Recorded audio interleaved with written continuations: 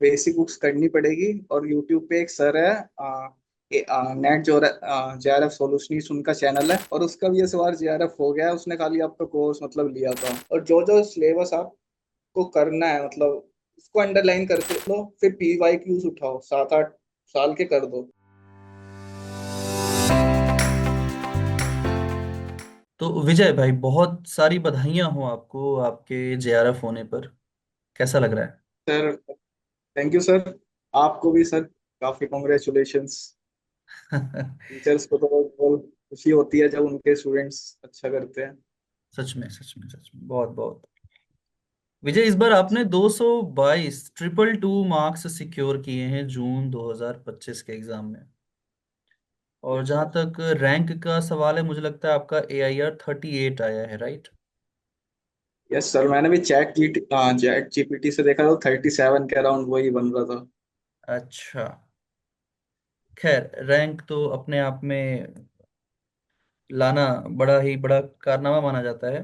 लेकिन ये 222 मार्क्स के पीछे की पूरी कहानी हम जानने की कोशिश करेंगे कि कैसे और किस तरीके से आपने ये मार्क्स अचीव किए। बट बिफोर दैट, मैं और बाकी जो एस्पिरेंट हैं वो भी जानना चाहेंगे कि आप कहाँ से हैं, और कैसे और कहाँ से आपने अपने जो एकेडमिक्स हैं, ग्रेजुएशन मास्टर्स की पढ़ाई पूरी की।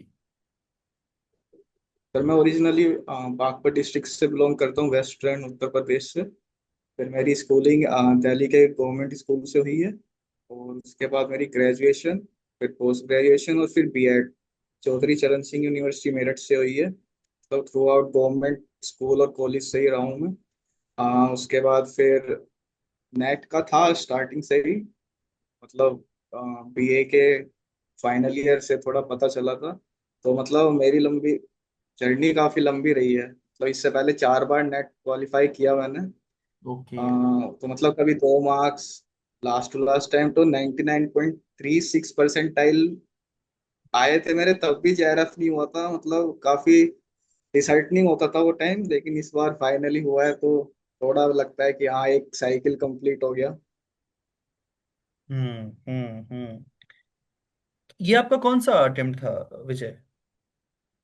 पर अटेम्प्ट तो मुझे भी याद नहीं, मतलब फर्स्ट अटेम्प्ट मेरे मैंने मतलब मुझे सिलेबस नहीं पता था, तो मैंने मास्टर्स के तुरंत दे दिया था। तो उसमें भी 4 मार्क्स से रहा था मेरा। उसके बाद फिर एक बार नेट हुआ, तो फिर नेट निकलता चलेगा, इतने बार 4 बार दिया तो 4 बार नेट हुआ, बस जेआरएफ नहीं हो रहा था। तो इस बार वो फाइनली हो गया। इस बार हो गया। पहला अटेम्प्ट कब दिया था आपने? सर पहला मैंने मतलब वही 2021 के आसपास मतलब दिया होगा।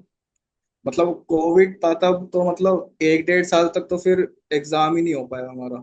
हाँ। और फिर जब हुआ तो मर्ज में हुआ, तो मतलब उसमें भी काफी डिफिकल्टी हुई, मतलब 2 शिफ्ट्स में हुए, तो मतलब मुझे लग रहा था नेट तो हो ही जाएगा। पॉइंट्स में मतलब परसेंटाइल में रहा मेरा। तो फिर पोस्ट ग्रेजुएशन के बाद फिर बीएड 1-2 साइकिल नहीं दिया। लेकिन मेरा ऑप्शनल की मैं प्रिपरेशन कर रहा था, तो इस वजह से थोड़ा इसमें साइकिल में था कि हाँ लगता था कि इतना कुछ पढ़ा है, मतलब ज्योग्राफी मतलब सबसे इतने साल पढ़ा है, तो मतलब क्यों नहीं हो रहा, मतलब ये तो एक मतलब अधूरा सा रह जाता है ना, मतलब कि इतना जब हम्म, आपने तैयारी की है फिर क्यों नहीं हो रहा ये। तो हम्म। मतलब एक अब लगता है कि हाँ एक कंप्लीट हुआ है साइकिल, मतलब वही चीज। नहीं, बिल्कुल। बागपत से आप हैं, मुझे लगता है अभी कुछ दिन पहले हम लोगों ने एक और सेशन किया था, रविंद्र करके। क्या आप पर वो लोग साथ गौतम के? होगा। हाँ वो गौतम कुमार मेरा दोस्त है। तो अच्छा, मेरा अच्छा, जब हाँ, नेट गौतम। क्लियर हो गया था, तो मैं तो अपनी खुद से ही प्रिपरेशन कर रहा था। फिर आपकी यूट्यूब पे मैंने मैराथन क्लासेस देखी थी। तो फिर जब एक बार नेट क्लियर हो गया था, तो फिर उसने भी पूछा, वो भी लग रहा था उसका नहीं निकल रहा था। तो फिर मैंने जब भी अब कोई पूछता मैं बोलता हूँ कि देखो कुछ बेसिक बुक्स करनी पड़ेगी। और यूट्यूब पे एक सर है, नेट जो जेआरएफ सॉल्यूशंस उनका चैनल है। मैं जो भी पूछता हूँ उनको सजेस्ट कर देता हूँ कि वहां से देख लो आप। हम्म, हालांकि मैंने कोचिंग नहीं मतलब एनरोल नहीं होता कोर्स में, लेकिन यूट्यूब की जितनी मैराथन क्लासेस हुई है वो देखी। और मैंने मतलब रेफरेंस बुक 15-16 की होगी ज्योग्राफी की। लेकिन हम्म। मैंने खाली उसको बता दिया उसने आपके कोर्स में एनरोल किया था, तो वो बोलता है मैंने एक भी किताब नहीं पढ़ी। और उसका भी इस बार जेआरएफ हो गया है, उसने खाली आपका कोर्स मतलब लिया था। तो आपने जब पहली बार एग्जाम दिया और अभी इस बार आपका फाइनली रिजल्ट अच्छा रहा, बहुत अच्छा रहा, जेआरएफ भी हो गया आपका, तो बीच में मतलब मैं ये समझने की कोशिश करना चाह रहा हूँ कि क्या बीच में पढ़ाई कुछ समय के लिए नेट जेआरएफ के एग्जाम से दूर चले गए थे, कुछ और करने लग गए थे? सर मैं एक्चुअली सिविल की प्रिपरेशन कर रहा था, ऑप्शनल और जीएस कंप्लीट कर रहा था, और इस दौरान बीएड भी। तो मतलब लेकिन ये था कि और जो एग्जाम होते हैं मतलब जैसे पीजीटी हुआ और असिस्टेंट प्रोफेसर के एग्जाम हुए, तो ये मैं कंटिन्यूअसली देता था। और मतलब ये था कि बीच में मन में भी आता था छोड़ते हैं क्या, मतलब अब असिस्टेंट प्रोफेसर पे ध्यान दिया, नेट तो हो ही गया है। तो मैं कंटिन्यूअसली ये देता रहता था अपने आप को मतलब टेस्ट करने के लिए। अगर आप कोई एग्जाम लगातार देते रहते हैं तो आपकी एक वो आपको पता लगता रहता है कि आपकी तैयारी किस मतलब स्टेज पे है। हम्म। तो नेट से ऊपर तो मतलब ज्योग्राफी में उससे ऊपर कुछ है नहीं। है ही नहीं। मतलब नेट तो सबसे ऊपर का क्राइटेरिया है। और अगर आपको भी कोई भी असिस्टेंट प्रोफेसर एग्जाम निकालना है या फिर पीजीटी निकालना है, तो आप अगर देते रहते एग्जाम तो आप बने रहते हो उस तैयारी में साथ साथ में। मतलब आज के टाइम में आपको प्लान बी भी लेके चलना थोड़ा जरूरी होता है। आपको हम्म। पता है मतलब सिविल में कई बार ठीक है कोशिश करते हैं, लेकिन प्लान भी आपके पास होना चाहिए। तो मेरा था कि ज्योग्राफी के अराउंड ही प्लान भी रहेगा मतलब। और इस दौरान मैंने मतलब एक सेशन एक प्राइवेट यूनिवर्सिटी में एज अ विजिटिंग फैकल्टी भी मतलब काम किया था थोड़ा, एडोक प्रोफेसर पे। तो ये मतलब जर्नी थी। बिल्कुल। तो थोड़ा अब इस पे भी हम समझने की कोशिश करेंगे। किताबें काफी सारी आपके पीछे दिख रही हैं, नोट्स दिख रहे हैं, जो आपने स्ट्रेटजी बनाई थी अपने पूरे सिलेबस को कवर करने के लिए, तो कौन कौन सी किताबें हैं, कुछ दिखाना चाहेंगे पीछे का जो नज़ारा है? और पीछे बहुत सारी किताबें हैं। मतलब किताबें ही किताबें हो गई है, मतलब रूम भर हाँ, गया है अभी। बहुत सारे और नोट्स। एक मतलब पूरा मतलब क्या बात। रेफरेंस बुक्स है काफी। सारा, हाँ बिल्कुल। तो मुझे लगता था कि मतलब कुछ हो भी रहा है, मतलब एक होता है ना कि जब तक टैग ना लग जाए ना कि हाँ एग्जाम निकल गया, आप कितनी भी बुक्स पढ़ लो कुछ भी कर लो, फिर लगता है कि ये सब वेस्ट ऑफ टाइम है। मतलब कुछ लोग बुक्स भी नहीं कर रहे हैं, मतलब उनका निकल जा रहा है कि मतलब क्या कमी रहती है, मतलब थोड़ा अंदर से आता है। तो मैंने तो पूरी डीपली की है, लेकिन फाइनली मतलब वो होता है थोड़ा टाइम लगता है कुछ चीज़ों में। और मेरा थोड़ा रहता है, मुझे लगता है थोड़ी देर से चीज़ें मिलती है लेकिन वो मिल जाती है। अब मैंने जैसे जेएनयू के लिए भी ट्राई किया था मास्टर्स के लिए, तो वहां पे मेरा एक मार्क्स से रहा। नेट में मेरा पता नहीं कितने पॉइंट्स में रहा कितनी बार, लेकिन बात हुआ है कि हो गया है। अभी भी जेएनयू का इंटरव्यू होगा पीएचडी का, तो उसमें जाएंगे दोबारा। इसके अलावा डीयू पीएचडी के एंट्रेंस हुए थे तो वो निकाले थे, हालांकि नेट बेसिस था तो वहाँ पे आपको पता है थोड़ा डिफिकल्ट होता है, मतलब कंपटीशन भी ज्यादा है, और आप बाहर की थोड़ी यूनिवर्सिटी से हो तो थोड़ा फर्क पड़ता है। लेकिन इस बार हम्म। जाएंगे दोबारा, देखेंगे क्या होता है वहां पे भी। कैसा माहौल है अगर हम मेरठ में चौधरी चरण सिंह यूनिवर्सिटी की बात करें? कैसा माहौल है वहां पर यूजीसी नेट का? हाँ। सर आप पीएचडी की बात कर रहे हैं फिर ग्रेजुएशन पोस्ट ग्रेजुएशन? बेसिकली जो एग्जाम की तैयारी आपने की और एग्जाम दिया आपने, तो वहां पे कितने अवेयर हैं स्टूडेंट इस एग्जाम को लेकर के? सर अवेयरनेस तो है, बेसिकली लोग अवेयर होते हैं मास्टर्स में। अब हम्म। जैसे जो मेरा कॉलेज था वो गाजियाबाद में था, तो हाफ ऑफ द स्टूडेंट्स मतलब डीयू से आए थे, मतलब ग्रेजुएशन उनकी मतलब डीयू से थी, और फिर ओके। मास्टर्स उन्होंने की पोस्ट ग्रेजुएशन से। तो अच्छा। मतलब सभी मतलब दो तीन बच्चे उनमें से अभी कर भी रहे हैं, सीसीएस से ही मतलब पीएचडी कर रहे हैं वो। हम्म। तो मतलब अवेयरनेस तो है, मतलब पहले नहीं थी, अगर 5-10 साल पहले इतना नहीं था नेट वगैरह का। लेकिन अब तो हम्म। अब निकलने लगा है स्टूडेंट्स का, बागपत और मेरठ वगैरह के एरिया में, तो अब है अवेयरनेस आ गई है। और जब से ऑनलाइन ये मतलब रेवोल्यूशन हुआ है एजुकेशन में, तो मतलब हम्म। तब से तो और ज्यादा अवेयरनेस आप जैसे टीचर्स की वजह से आ गई है।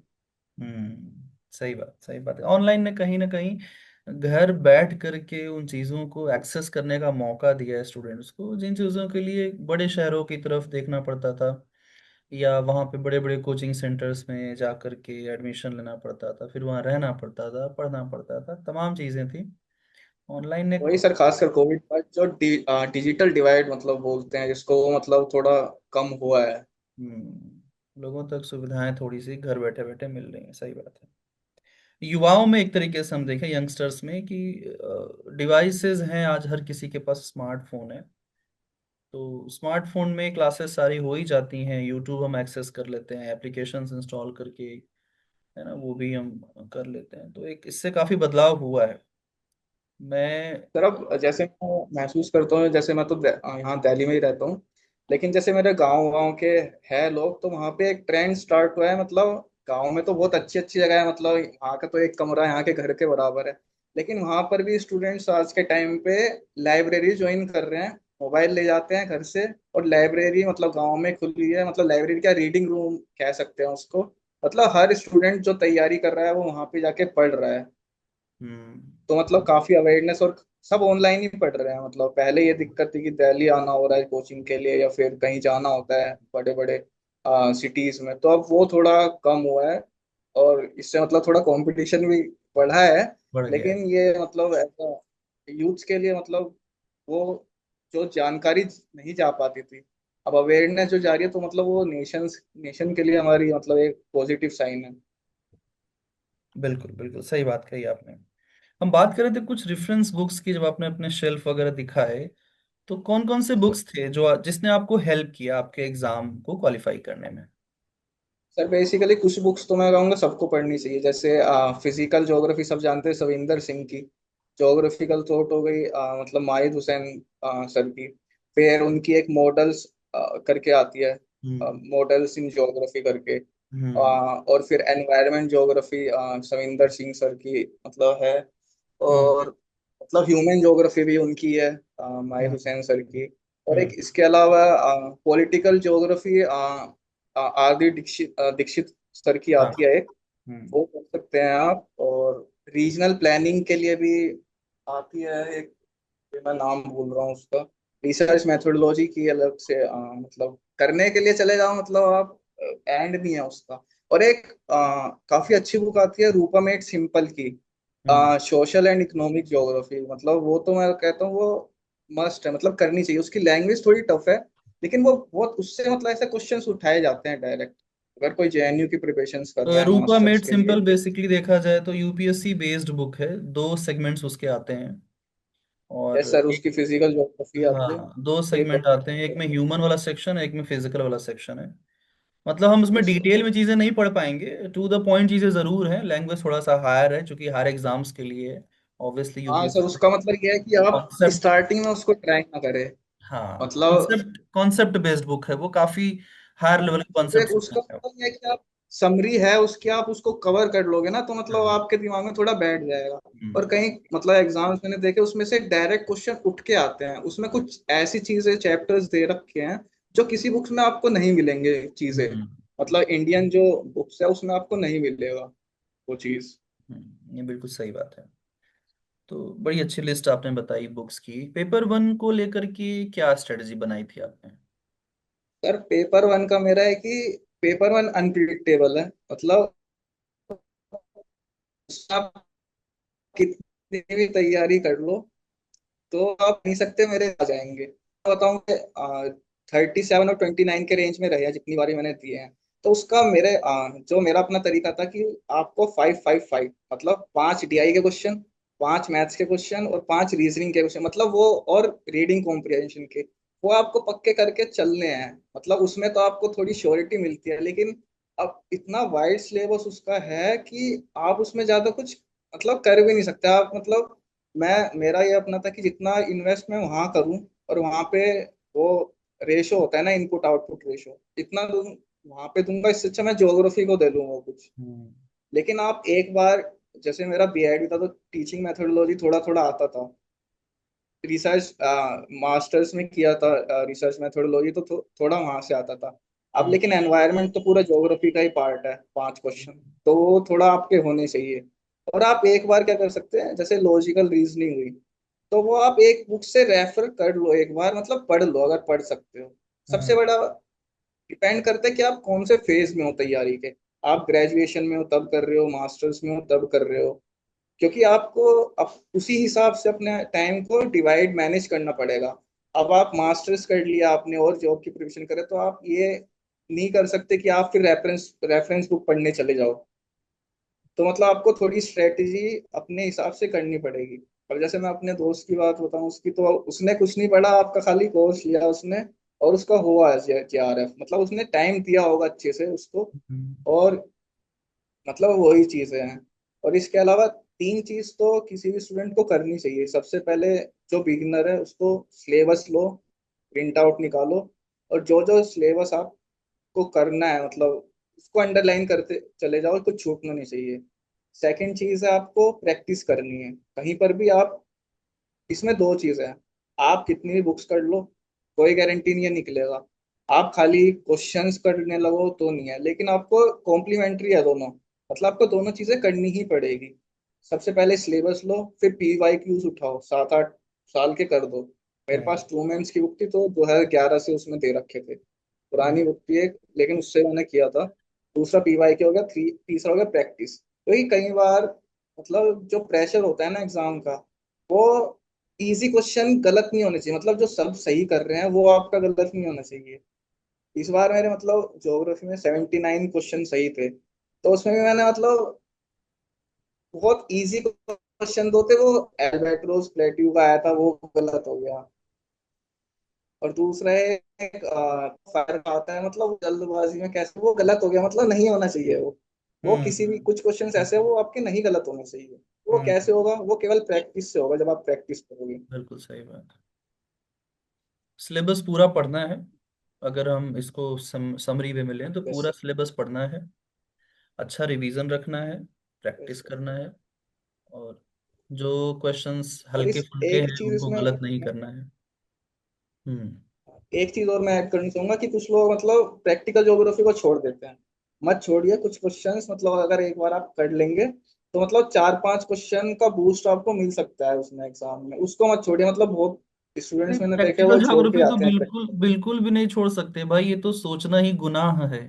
प्रैक्टिकल ज्योग्राफी छोड़ दोगे आप, तो जहां से 8-10 क्वेश्चन अगर आप आपको अभी मिला। छोड़ो तो बाद में करना पड़ेगा, आपको करना पड़ेगा, लेकिन हाँ तो जी, इससे बिल्कुल बेटर है कि आप कर लो एक बार। बिल्कुल बिल्कुल बिल्कुल। थैंक यू विजय, बहुत अच्छी अच्छी बातें आपने बताई।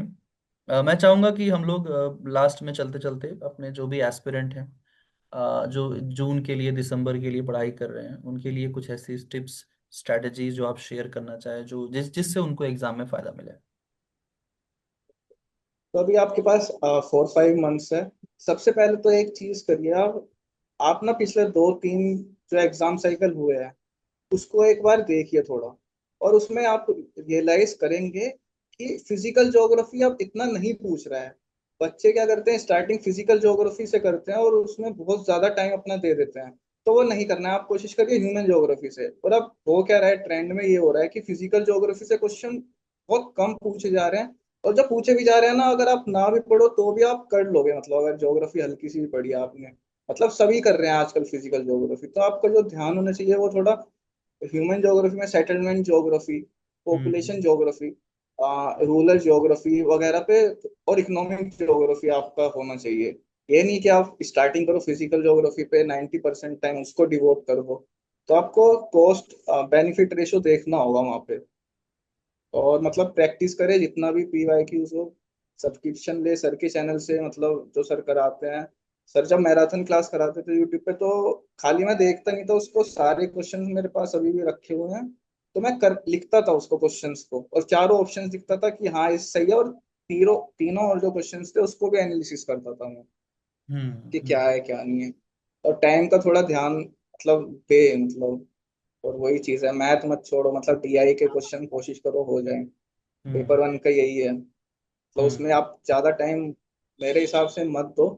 जितना हो हम्म। सके ज्योग्राफी पे आप उतना ज्यादा फोकस करेंगे उतना ही आपको ज्यादा बेनिफिट मिलेगा।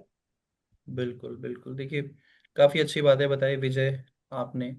मैं उम्मीद करता हूँ सभी एस्पिरेंट जो एग्ज़ाम की तैयारी कर रहे होंगे यूजीसी नेट की, जो JRF करना चाह रहे हैं, जो असिस्टेंट प्रोफेसर बनना चाह रहे हैं, उन लोग को काफ़ी हेल्प मिलेगा।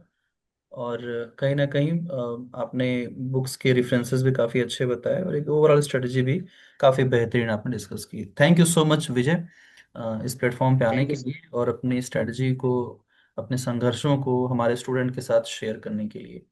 हमारे पूरी टीम AKJ एकेडमी की तरफ से आपको ढेर सारी बधाइयाँ, शुभकामनाएं।